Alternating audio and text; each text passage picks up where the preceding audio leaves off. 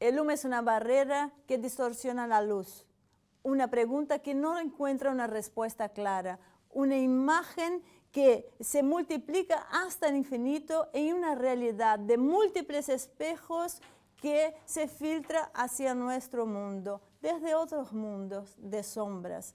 Hace falta que se levante un viento que barra la niebla que esconde la verdad. Esto es lo que intentaremos ser, como la tormenta. Vamos a soplar hasta que este viento se disperse el humo y se dé paso a la luz.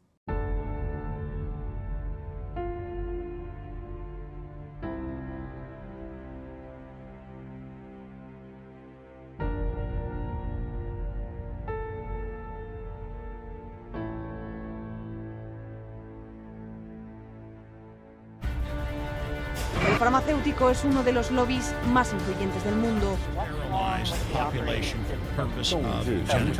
应对挑战，力行力改，破解难题。 Конечно, должны работать кооперативно, должны... demasiado poder. Avecina una gran guerra entre la realidad virtual y la realidad aumentada.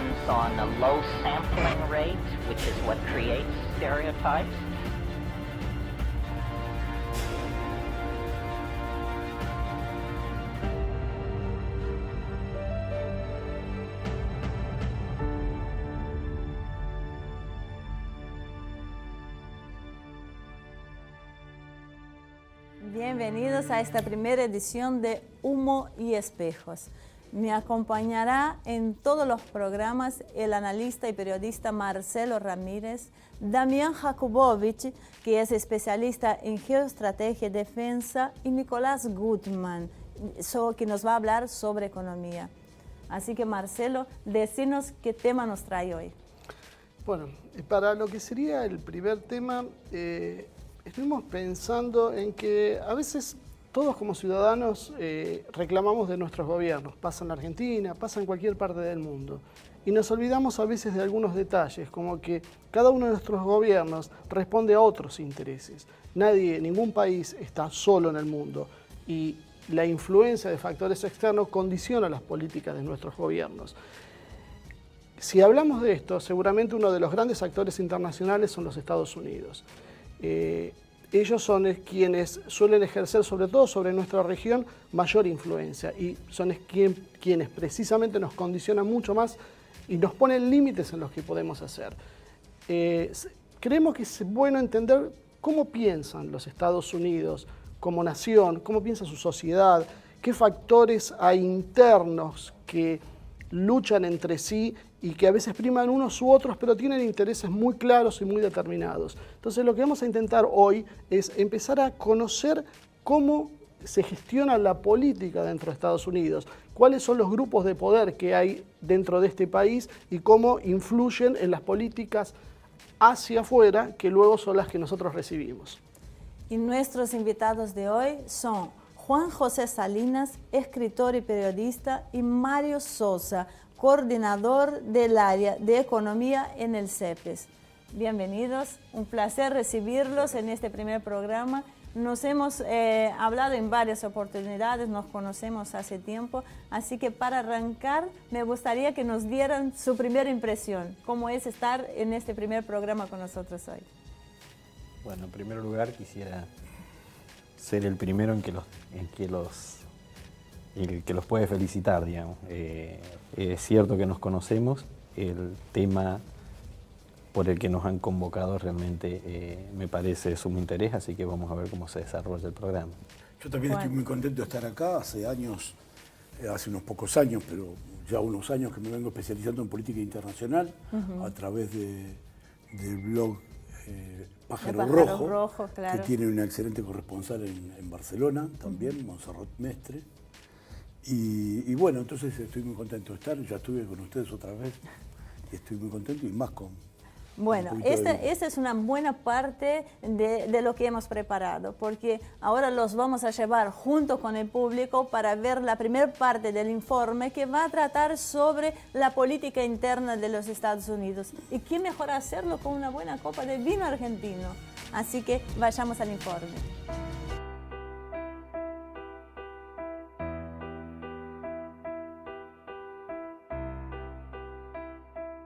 Estados Unidos sin dudas es la principal potencia militar global y prueba de ello es su presencia en los 5 continentes a través de sus bases militares y un presupuesto militar declarado que excede los $600.000 millones al año, un monto que supera lo que gastan el resto de las potencias sumadas. Ese enorme poderío militar obedece a una cantidad de factores internos que es necesario conocer para poder comprender qué es lo que lo guía. Los grupos de presión o lobbies son una parte visible de los intereses que mueven la política exterior estadounidense. Seguramente el más conocido de los lobbies es el que el general Eisenhower, presidente de ese país hace medio siglo, denunció como el lobby industrial militar, cuya cabeza más visible es la empresa Lockheed Martin. Para tener una pequeña idea de la influencia y dinero que esta empresa maneja, solo basta señalar que el proyecto estrella de las Fuerzas Armadas, el caza polivalente F-35 Lightning II, significó una inversión calculada en $1,5 billones, aproximadamente 10 veces el gasto militar de China en un año. Las otras 2 empresas que conforman el círculo privilegiado que influye en la política estadounidense son Boeing y General Dynamics, que junto al Pentágono y los lobistas conforman el llamado Triángulo de Hierro. El segundo grupo de presión en el país del norte corresponde a la energía.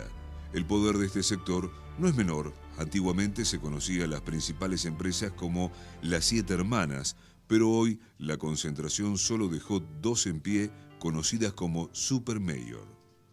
Una de ellas es Halliburton, que impuso en Estados Unidos, durante el mandato de George Bush, el vicepresidente de la nación, Dick Cheney, quien fue CEO de la compañía, y la otra es Chevron, cuyo aporte al poder visible estadounidense fue la secretaria de Estado Condoleezza Rice, directora de la empresa. La moda ecológica también está presente en Washington, si bien su economía es modesta, aun comparada con las cifras de las petroleras. Las empresas de energías limpias y renovables han conseguido que Barack Obama aumente a $80.000 millones el Fondo de Energía Renovable. Estas empresas limpias no lo están tanto en el manejo de los dineros públicos. La empresa de paneles solares Solindra presentó una quiebra después de obtener avales estatales por un crédito de $500 millones. Un tercer sector energético a considerar es un antiguo lobby con mala prensa, pero no por ello menos poder. Este lobby lleva gastado 100 millones en convencer a los legisladores de que el carbón no afecta al medio ambiente y sigue haciendo negocios muy convenientes. Como un ejemplo de la influencia del mundo energético podemos ver que en el 2005 salieron a la luz documentos que evidenciaban cómo la administración de George Bush había consultado a ExxonMobil sobre la posición a tomar sobre el protocolo de Kioto. El tercer lobby que encontramos entre los más poderosos es uno que no pasará desapercibido porque algunos de sus integrantes son famosos por su papel de presión sobre países endeudados. Ese lobby es el financiero, cuyo ariete es el de los holdouts o fondos buitres, no tanto por su volumen de negocios, sino por la agresividad de sus políticas. Si bien el prestigio de los sectores financieros desapareció con la crisis de Lehman Brothers, han conseguido que los estados le brinden salvatajes por cientos de miles de millones de dólares y a pesar de ello se les ha permitido seguir con la ruleta rusa de los derivados con consecuencias potencialmente devastadoras. Hagamos un pequeño paréntesis histórico para entender en grandes líneas lo sucedido para que puedan desarrollarse. Luego de la crisis del 29, el Congreso estadounidense aprobó la llamada Ley Glass-Steagall, que separaba la banca comercial de los de inversión para evitar una nueva crisis especulativa como a la vivida. Pero en 1999, el presidente Bush dinamitó esta restricción fijada por la ley Glass-Steagall y dio vía libre para que los especuladores tuvieran luz verde para sus acciones. Firmas como JP Morgan Chase, Goldman Sachs, Citigroup, Morgan Stanley o Bank of America, entre otras, han trabajado para frenar cualquier intento de regulación a sus andanzas y los resultados están a la vista. El cuarto lobby que influye en la política estadounidense es el farmacéutico. Según la organización Open Secrets, este lobby ha invertido en operar sobre las voluntades políticas una suma no inferior a los 2.500 millones de dólares. Sus cabezas visibles son Pfizer, Amgen, Eli Lilly y sobre todo Pharmaceutical Research and Manufacturers of America. En el 2011 solamente los programas Medicare y Medicaid implicaron un presupuesto de casi 900.000 millones de dólares. Es bueno recordar que Estados Unidos tiene la particularidad de carecer de una red de hospitales del Estado y recurre a tratamientos privados que encarecen enormemente el sistema de prestaciones de salud. El proyecto de Obama, conocido popularmente como Obamacare, significó apenas un seguro de salud, pero el sistema sigue obrando en manos privadas. Tan absurdo es el poder de este lobby que se llegó a tildar de comunista a Obama por intentar avanzar en este elemental derecho a la salud. Este lobby tiene una particularidad y es la de la casi imposibilidad de controlar la industria farmacéutica porque son temas muy específicos y están vedadas prácticamente a la opinión de los profanos que no pertenecen a las ramas de la salud. Ello posibilita que con generosos aportes consigan posicionarse gentes sensibles a sus presiones en las organizaciones nacionales e internacionales de salud, colegios médicos y estudios que hacen un entramado que garantiza la vigencia de los dogmas oficiales. Podemos tomar como ejemplo a la jefa de la Organización Mundial de la Salud, Margaret Chan, que ha sido recurrentemente señalada como permeable a los intereses de los laboratorios. Un nuevo y poderoso lobby que tiene que ver la tecnología es el quinto elemento de presión. La capacidad del lobby tecnológico se grafica en el hecho de frenar las leyes impulsadas por Hollywood, la llamada Ley para detener la piratería en Internet, conocida como SOPA por sus siglas en inglés, y la Ley para la protección de la propiedad intelectual PIPA. Google, Wikipedia, Yahoo, Twitter o Facebook son los poderosos nombres que desafían a la industria del entretenimiento. El lobby de los gigantes de Internet ha invertido en sus gestiones 130 millones de dólares en el año 2011. Hay muchísimos lobbies en Estados Unidos, algo menos relevantes, pero que de todas formas tienen un gran poder, como el alimentario con empresas como Kraft o Unilever, frente a agrícolas como Monsanto, las tabacaleras Philip Morris y papeleras como Weyerhaeuser.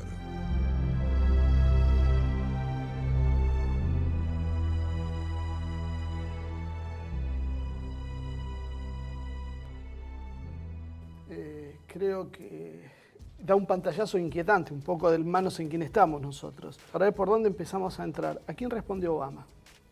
¿Cuál de estos lobbies hoy? Porque algunos dicen que representa el lobby financiero, hay otros que no están tan de acuerdo con eso. No, yo me parece que Obama fue una carta de la manga antes de la crisis económica que había, ¿no? O sea, que descomprimió Obama, sirvió para una época difícil, de la cual Estados Unidos parece que se está recuperando a costa de sus aliados europeos, sobre todo. A mí me parece que me gustó mucho el informe, pero me parece que le falta un dato clave, que es que, no recuerdo ahora, pero hace menos de una década, quizá en el año 2006, hubo una resolución de la Corte Suprema de Estados Unidos que es clave para mí, a partir del cual no se puede hablar de que en Estados Unidos hay una verdadera democracia, que fue levantar todos los topes a los aportes de parte de las multinacionales a las campañas presidenciales. Entonces, al no haber ningún aporte, no es como antes que para ser candidato a presidente en Estados Unidos necesitaba ser millonario, de poder jugar en las ligas mayores, sino que además ahora necesitas tener el aval de estas grandes corporaciones, que como bien decía Eisenhower y advertía hace más de medio siglo, han terminado gobernando el país, porque con la masa de dinero que mueven, no me refiero solo al complejo militar industrial y a la energía, sino también al mundo financiero. Entonces, entre Estados Unidos y su satélite Israel, los gobiernos ya no los ponen los votantes, porque para ser presidente de Estados Unidos es necesario tener la aprobación explícita para recibir ese dinero de esas grandes corporaciones. Entonces yo creo que no se puede hablar livianamente de democracia en Estados Unidos a partir de esta resolución de la Corte. ¿Quiénes son los dueños de esto? Porque hablamos del sector financiero, hablamos de un sector industrial, hablamos de un sector militar, pero cuando uno empieza a ver, esto está todo ramificado y entrecruzado entre sí, ¿quiénes son? Si uno puede saber en carne y hueso quiénes son los dueños de esto. En primer lugar, yo creo que la actividad del cabildeo es una actividad bastante vieja en Estados Unidos. El cabildeo es el lobby. El lobby es bastante vieja en los Estados Unidos,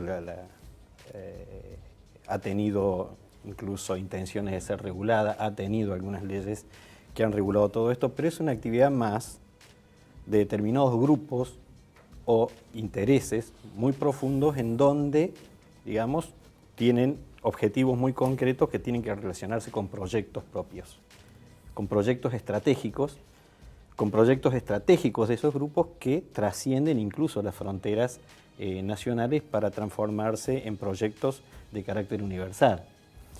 Entonces, cuando uno mira cuáles son los proyectos que están en pugna en esa sociedad en los Estados Unidos, lo que empieza a ver realmente es que dentro del complejo industrial militar aparecen actores confrontando.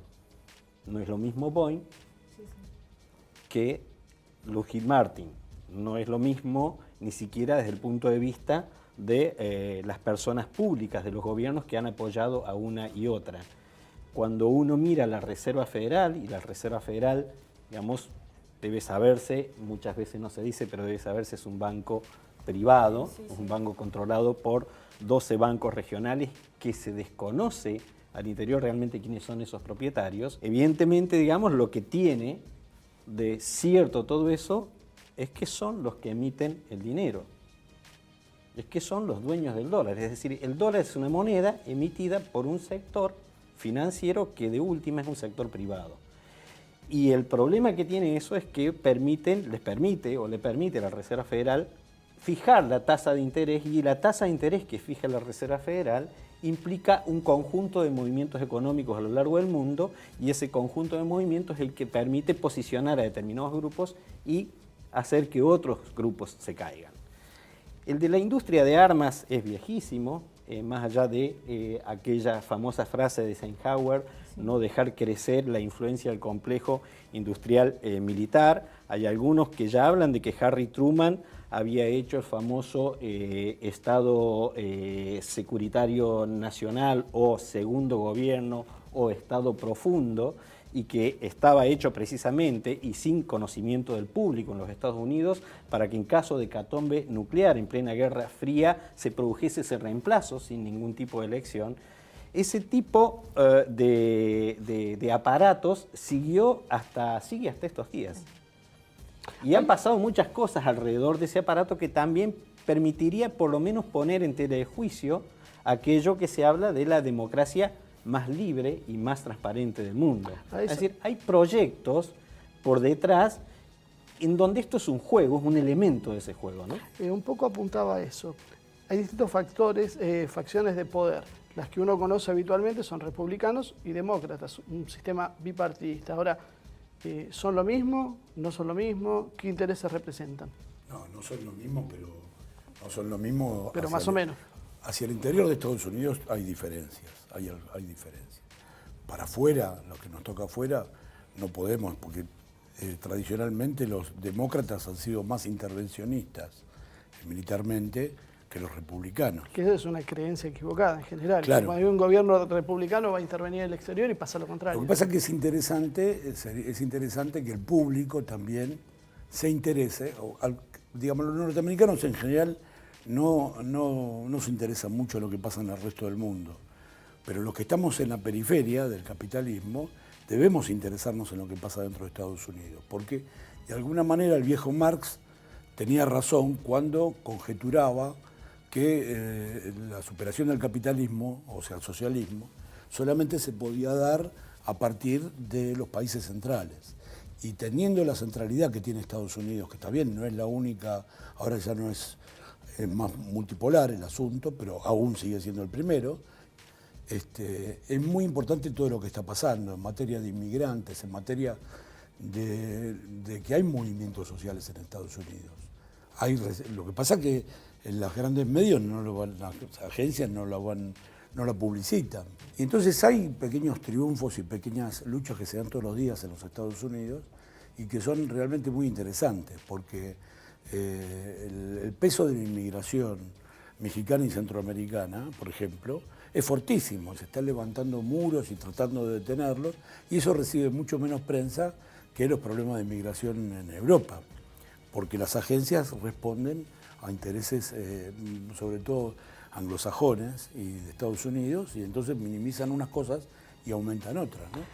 Te digo, por ejemplo, en el caso de las migraciones en Europa, Julian Assange decía ayer, expresaba la sospecha de que están auspiciadas por Estados Unidos en gran medida, por ejemplo, para desangrar a Siria y hacer imposible, por la falta de ingenieros y de personal calificado, de profesionales, cualquier que el país pueda recuperarse.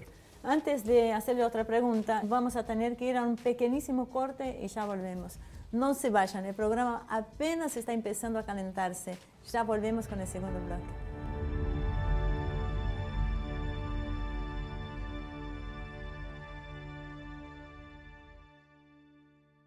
Bien, volviendo con Humo y Espejos, como les comenté a un principio, tenemos la columna de Damián Jakubowicz, que está especializado en defensa y geoestrategia, y nos va a hablar sobre el tema de hoy. A ver, Damián, para empezar, contanos de qué se trata tu espacio.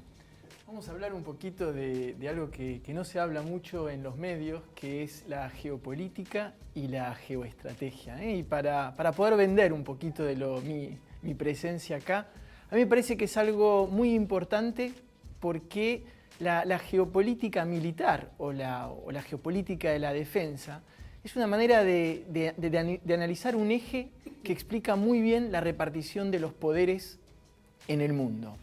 Vamos a hacer algunos ejemplos. El siguiente ejemplo es, por ejemplo, ¿dónde se reúnen los 4 bloques que dominan el mundo? Hablamos de Estados Unidos, China, Rusia y la Unión Europea, donde se reúnen justamente en el Consejo de Defensa de la ONU, donde está China, Rusia, Estados Unidos, Inglaterra y Francia en representación de Europa. Después, para darle a la gente una idea de la magnitud que tiene el eje de defensa en el mundo, hay una investigación muy interesante que hizo el Foro Mundial Económico, que busca saber cuál es el organismo, el ente o la empresa que más empleados tiene en el mundo. ¿Ustedes adivinarán quién es el primero? Sí, el Departamento de Defensa de los Estados Unidos, con 3,2 millones de empleados en el mundo. Le sigue, obviamente, la contraparte china, el Ejército de Liberación Popular China, con 2,3 millones de empleados en el mundo. Y recién en el tercer lugar aparece una empresa privada, en este caso es Walmart, con 2,1 millones de empleados en el mundo. Eso para empezar a hablar de lo que significa la defensa en el mundo. Otro dato interesante para tener idea, la magnitud y el peso que tiene la defensa en la actualidad. El gasto mundial, esto es una organización que se llama el CIPRI, que es la que maneja y monitorea todo lo que es el transfer de armas. En el 2013 estimó que se gastó en materia de armamento 1,75 billones, son un montón de ceros, son 12 ceros. Para darle una idea a la gente lo que significa este gasto en un año, equivale a $250 por año por persona, por habitante en el mundo. $250. Para darles una idea, por ejemplo, en Haití, en materia de salud, se gastan $77 por año por habitante, y acá estamos hablando de que con esa plata se podría, digamos, utilizar ese dinero para otras cosas. Son $250 por año de habitantes. Se están haciendo algunas campañas, a veces que uno ve casi como que alegremente se bombardean países. Más allá del costo humanitario que tiene esto y todo lo reprobable en ese aspecto, ¿qué cifras se invierten cuando uno escucha que cayeron, no sé, 50 misiles Tomahawks en una ciudad de Libia, por ejemplo? Está muy buena la pregunta que haces, Marcelo, porque acá hay un concepto fundamental para que la gente entienda, ¿sí? La guerra es un negocio. Este sistema, la humanidad, a lo largo de las décadas, de los siglos, ha creado una paradoja muy interesante y muy triste, que es que la guerra genera un negocio, el mejor de los negocios, y la paz no genera absolutamente nada. Entonces, dado este paradigma, ¿sí?, es muy difícil vivir en un planeta pacífico. Y respondiendo ahora concretamente a tu pregunta, si vamos, por ejemplo, a la guerra, ¿se acuerdan las primaveras árabes? La guerra en Libia, donde Occidente decide sacarse de encima y agradecerle sus servicios al coronel Gaddafi en marzo del 2011. Estados Unidos hizo una limpieza del territorio, se llama una limpieza del territorio cuando se destruyen o bien los puntos comunicacionales o bien los sistemas de defensa antiaéreo. Para eso disparó 124 misiles Tomahawk, que decías vos, desde un submarino nuclear. Cada uno de estos misiles cuesta, escuchen esto, $650.000. O sea que en horas gastó $80 millones en cuestiones de horas. Francia hizo lo mismo en esa guerra. Un dato interesante, cuando Francia bombardeó Libia, utilizó más o menos 12 aviones. Son 12 aviones, son entre Rafales y Mirage.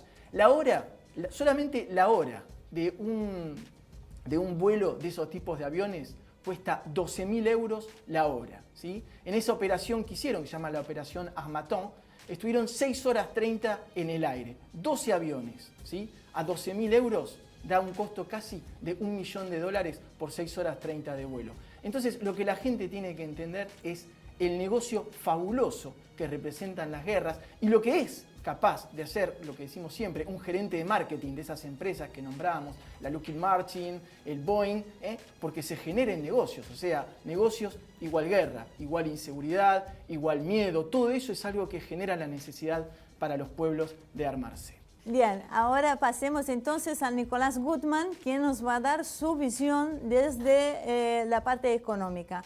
Yo creo que la economía no lo creo, la economía no es una ciencia dura, tenemos que entender la economía como el lugar de disputa de poder, tenemos que quitarle esa situación, esa creencia de que hay que solo los técnicos saben de economía.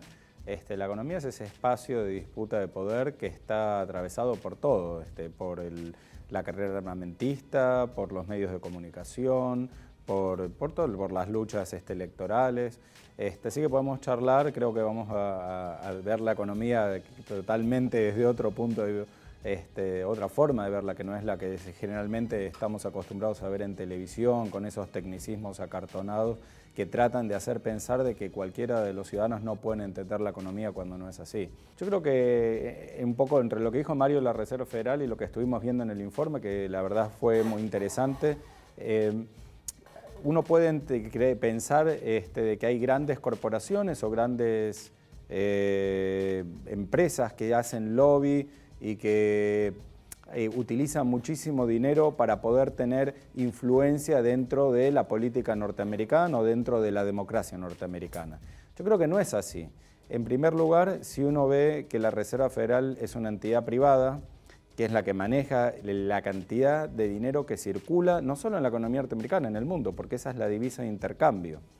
Y que está controlada no solo en la cantidad, sino a través del interés, o sea, cuando se va fijando cuál es la tasa de interés, es la cantidad de dinero que entra en circulación, que por ejemplo hay que recordar que la debacle de los países latinoamericanos con la deuda externa en el 80 fue por un cambio en la tasa de interés ejercida en ese momento por la Reserva Federal para frenar un poco la situación de inflación que se estaba viviendo en Estados Unidos, pero que repercutió.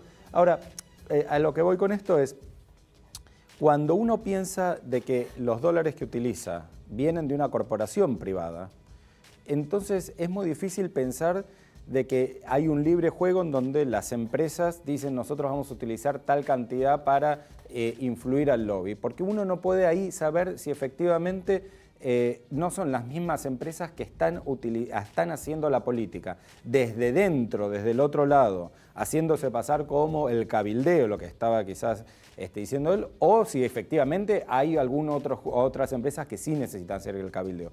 Efectivamente existen las dos. Hay empresas que dentro de los Estados Unidos necesitan poder ganar un espacio de poder utilizando el cabildeo, y hay otras empresas que no son el cabildeo, sino que son las mismas corporaciones que manejan la política. Y, por supuesto, no lo están diciendo. Es una forma de redireccionar dinero. Hace poco tiempo en el Congreso norteamericano se pidió que se explicara a la Reserva Federal dónde habían quedado $2 trillones. La respuesta simplemente fue: no vamos a comentar. Eventualmente, para donde fuera, toda esta cantidad de dinero tiene que ser utilizada para ir generando toda esta situación de fuerte, donde realmente prima por un lado el miedo a través de la industria armamentista y por el otro lado el sector financiero, que también funciona a través del miedo en general. O sea, que si hay algo que es realmente oscuro, entonces podemos ver que es el tema de la Reserva Federal y lo que está pasando ahí adentro. Yo creo que sí, efectivamente. Por un lado, ¿qué es lo que sucede? Es una agencia que es opaca en el sentido que no tiene que darle explicaciones ni a la Corte Suprema ni al Congreso de los Estados Unidos, ni al Ejecutivo. Eventualmente lo puede hacer si quiere, pero no está obligada. Yo creo que en Estados Unidos no existe el lugar público. El lugar público no hay nada, o sea, prácticamente no hay ni salud pública, ni empresas públicas. Lo que hay es un redireccionamiento de una cantidad del sector privado hacia otros sectores. Yo creo que es muy interesante, y quizás con lo que decía Damián, que todo lo que nosotros hoy vivimos en el mundo actual, no solo en Estados Unidos, en lo que hace a tecnología, viene del complejo militar e industrial, de Internet, el microondas, la aviación civil, o sea, prácticamente todas esas gigantescas masas de dinero que primero redirecciona a través del complejo militar e industrial y después terminan en empresas que uno cree que son privadas, o sea, que es de la iniciativa privada, a veces como Apple, como Microsoft, pero uno en el fondo no sabe si efectivamente todas esas empresas primero no crean, están atrás de cantidades gigantescas de un flujo de dinero que viene desde el sector supuestamente público, direccionado a través, ¿no?, del complejo militar e industrial, y que después dominan la tecnología y las finanzas en el mundo. Nicolás, realmente se nos fue el tiempo, o sea, no podemos seguir. Por supuesto, está más que interesante tu columna, así que nos vamos a un pequeñísimo corte y ya volvemos.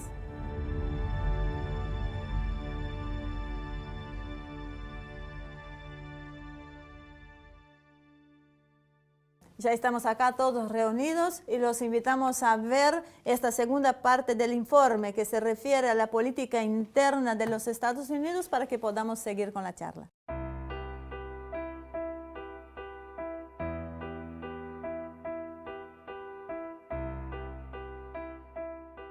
Pero no solo son económicos los factores de presión que influyen sobre la política estadounidense.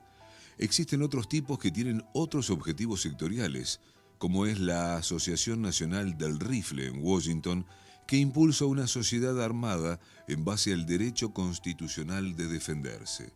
Pese a la cantidad de masacres en sitios públicos y las críticas recibidas, el poder de esta asociación sigue estando presente.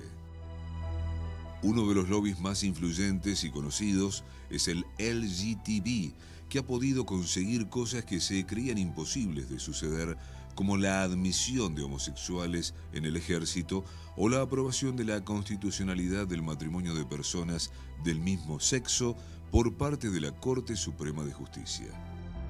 Personajes de la farándula estadounidense, CEOs de bancos como Mark Stephens de Bank of America Merrill Lynch, Brian Saluso de Goldman Sachs, Jeffrey Siminoff de Morgan Stanley y Andrew Sendal de Citigroup o Jeff Davis de Barclays demuestran del poder de fuego comunicacional y financiero que respalda este lobby.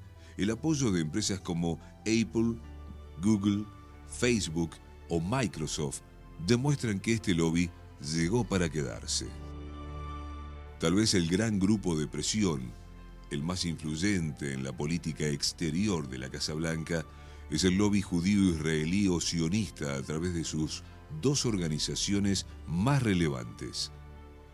El Comité de Asuntos Públicos Israel-Estados Unidos, o AIPAC, que trabaja básicamente sobre el poder legislativo de los Estados Unidos, y la Conferencia de Presidentes de las Organizaciones Judías de Estados Unidos, que se define a sí mismo como el principal contacto entre la comunidad judía y el poder ejecutivo de los Estados Unidos. También cumplen funciones de presión destacables la Anti-Defamation League, B'nai B'rith y American Jewish Committee. Este conjunto de organizaciones despierta polémicas debido al irrestricto apoyo a la política de Israel en Palestina y a las diferencias que provoca entre los propios judíos.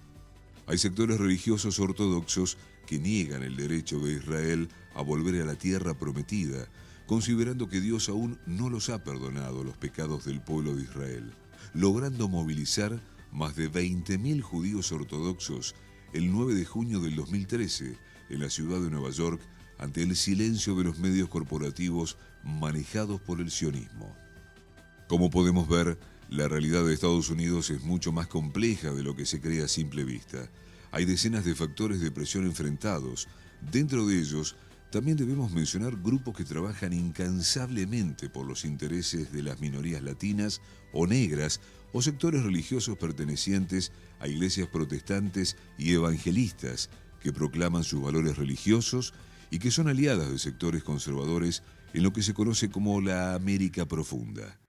El cristianismo sionista es un fenómeno con un peso nada desdeñable en Estados Unidos. Junto a ellos, existen otros factores como los separatistas que en Texas han tomado protagonismo sacando sus propias reservas de oro y divisas del control del gobierno central, pero no son los únicos que amenazan la unidad estadounidense. Entrecruzándose con estos grupos se encuentran milicias populares armadas, semiclandestinamente gracias a la particular visión sobre las armas que tiene la ley en Estados Unidos. Por último, podemos señalar que existen grupos de creciente peso que denuncian un Estado al servicio del capitalismo internacional y que ven a las Naciones Unidas como una amenaza a la libertad del pueblo estadounidense.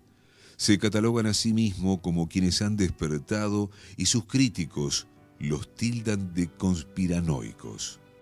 Estos grupos, con figuras como Alex Jones o Jesse Ventura, ex gobernador de Minnesota, denuncian la existencia de organizaciones secretas que manejan los resortes del poder, como Bohemian Grove, Skull and Bones y la infaltable francmasonería. Una inquietante presencia de iglesias satanistas, como la iglesia de Satán de Anton LaVey o el templo de Set, fundado por el coronel Michael Aquino, oficial de la NSA involucrado en proyecto de control mental MK Ultra, oficialmente desactivado por la CIA en los 70, también tienen influencia en sectores de poder. Estos grupos comparten un origen moderno en el Otto Ordo Templi Orientis, creación de Aleister Crowley, reconocido e influyente satanista británico del siglo XX. Estas organizaciones tienen existencia real y su verdadera razón de ser está en debate. ¿Son clubes de millonarios aburridos o realmente esconden otros intereses? Como vemos, entender qué sucede en el país del norte es difícil, complejo y esquivo. Podemos encontrar en su interior todo tipo de corrientes ideológicas e intereses económicos. El resultado de esto es el monstruoso accionar de un país que ha tenido más de 200 guerras en su historia, que ha participado en 2 guerras mundiales y se encamina a una tercera, que de llegar a concretarse sería seguramente la última.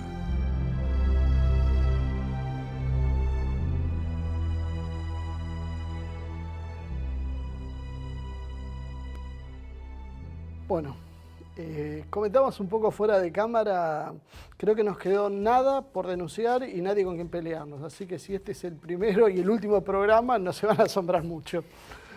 Así que bueno, un poco ahora la idea es apuntar un poco más al pensamiento de Estados Unidos, a lo que hablamos de la América Profunda, a los sectores estos que hablamos de milicias populares, a los independentistas, a los conspiranoicos. ¿cómo podemos identificar lo que piensan los Estados Unidos? Porque uno está acostumbrado a que cuando hay una oposición a este tipo de cosas, es una oposición de izquierda socializante. Y allá es al revés, es extremadamente liberal y eso trae raíces, creo que en su independencia. Esa filosofía me gustaría que podamos tratar de discutir un poco y que la gente pueda entender algo de qué estamos hablando. A mí me parece que hablar de los Estados Unidos es imposible en el sentido de que no hay un pensamiento de los Estados Unidos, sino una resultante.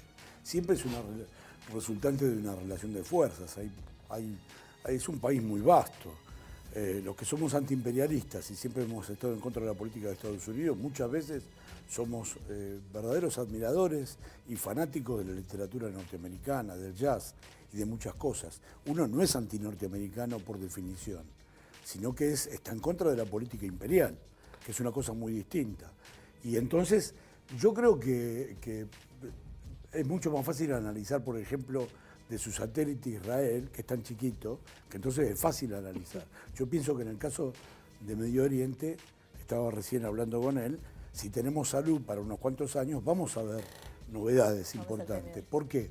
Porque a partir de la reelección de Netanyahu y todo eso, está claro que la política de los dos estados se ha transformado en imposible, porque los palestinos tienen todo ocupado, colonizado, no tienen agua, no tienen nada, en Gaza están encerrados en una prisión al aire abierto, y por lo tanto ahí pasan dos cosas: o hay un genocidio contra el pueblo palestino, o el Estado de Israel va a tener que metamorfosearse, cambiar y ampliarse de tal manera de aceptar una ciudadanía universal y acabar con el apartheid que hay ahora y con el racismo. Bueno, pero tampoco total. Es un bloque. Yo creo que hay que diferenciar entre el judaísmo y entre el sionismo. Totalmente. Porque una de las cosas que estábamos viendo en el informe, hubo una manifestación con 20.000. Sí, o sea, sí, no sí, eran sí. dos.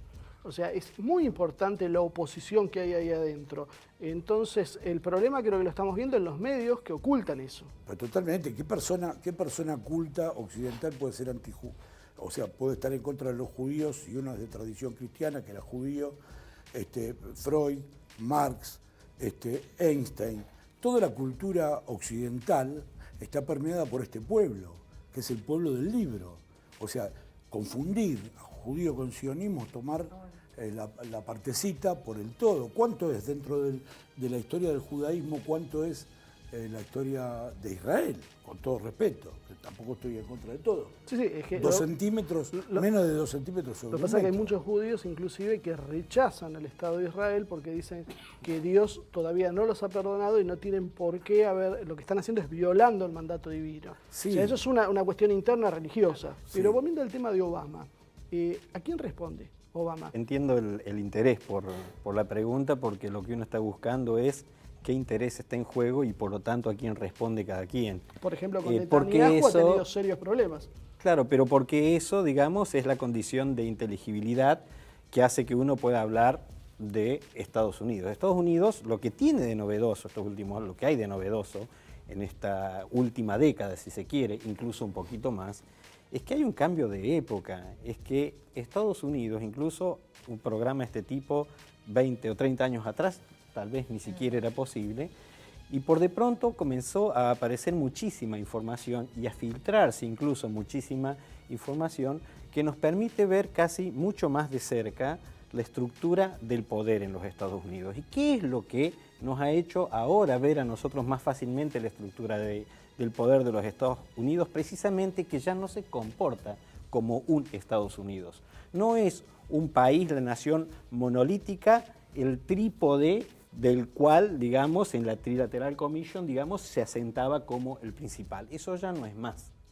Eso, lo que ha cambiado en los últimos años, manifestado sobre todo en la crisis financiera del año 2007-2008 para acá, es precisamente el hecho de que ha estallado adentro de los Estados Unidos, un conflicto de grandes intereses que pujan por dos proyectos distintos de país y de mundo. Ahora estamos frente a otra crisis financiera de grandes proporciones, en donde otra forma de Estado se quiere hacer presente.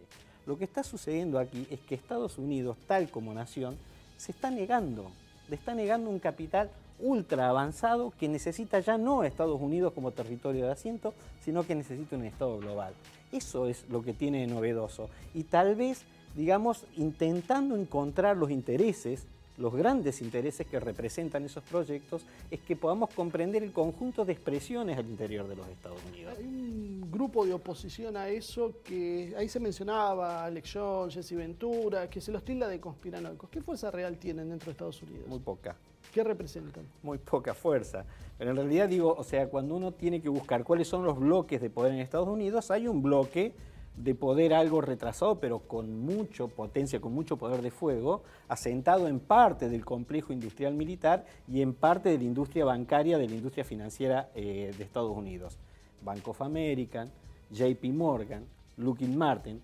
Yo podría señalar eso como un hecho diferente a lo que podría ser el Citigroup y Boeing, por ejemplo. Esas son las fuerzas que francamente combaten lo que era la parte anterior de la línea de Kennedy y toda la línea católica, y el movimiento obrero de los Estados Unidos existe, por supuesto que existe, porque tiene una masa de 15 millones de trabajadores. Existe, pero no existe todavía como expresión política, que sería lo que podría hacer entrar en juego otro tipo de poder en los Estados Unidos. Por lo tanto, yo diría eso, que sí, lo entiendo, pero poca. Hay una de las cosas que podemos agregar en este análisis, es que hay algunos teóricos que hablan de la posibilidad de que Estados Unidos se fracture.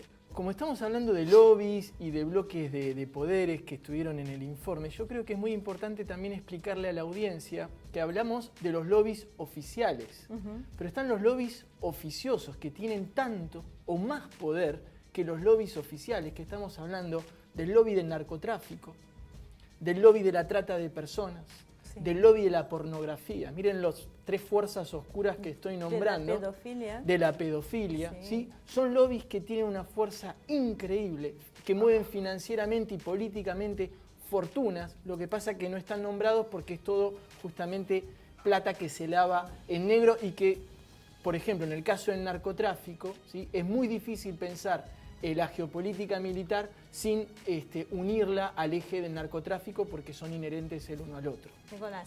No, voy a retomar un poco lo que dijo Damián recién. A veces nosotros como ciudadanos tenemos una visión un poco estructurada, a veces si se quiere ingenua, ¿no? de cómo funcionan las instituciones y algunas y las empresas, el mundo empresario, porque efectivamente nosotros nos atenemos a la ley. En el caso de lo que decía Damián, el HSBC es una institución financiera que en el mundo funciona para lavar dinero del narcotráfico. Otras instituciones financieras ayudan a aceitar el sistema del tráfico de armas, otras a otros, por ejemplo. Y yo creo que ahí cuando uno se despoja un poco de esa visión que tiene de nacionalismos, de banderas o de países, pues yo creo que la élite política norteamericana lo ve a Estados Unidos justamente quizás como un excepcionalismo, pero no ve al resto ni a veces ni a sí mismo como un país. Es simplemente un espacio de poder afianzado en un territorio. Acá no hay Argentina ni Brasil. Acá hay reservas de hierro, acá hay esto, acá hay lo otro, y arriba alguien le pasó un lápiz y yo tengo que lidiar con la élite que maneja ese Es mentira entonces cuando viene a hacer un recital de rock se pone la camiseta argentina. No, yo creo que ahí, Por eso fue tan... ahí funciona la forma en que los individuos reaccionamos frente a esas ideas, pero no las élites. Sí. Y creo que los norteamericanos lo saben muy bien. Marcelo, tenés no 30 segundos, 10 segundos para hacer un pequeño resumen. Dos cosas quería decir. Sobre esto había que agregar la utilización política de todo esto, porque uno permite que laven, pero permite que laven a cambio de algo también. Y el otro tema que no se tocó acá y que sería bueno charlar en algún momento son las operaciones psicológicas y los centros que se dedican a diagramar lo que nosotros vamos a hacer cuando nos sentamos y nos ponemos una camisa o cuando vamos y votamos. Alguien nos induce a que hagamos lo que hagamos, aunque nosotros no lo creamos. Muchísimas gracias a todos, encantados, la verdad que fue una charla más que interesante, así que esperamos poder seguir. Muchísimas gracias por acompañarnos.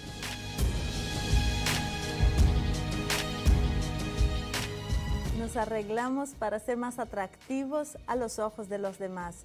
El espejo nos devuelve una imagen más atractiva, pero quizás distorsionada de nosotros mismos.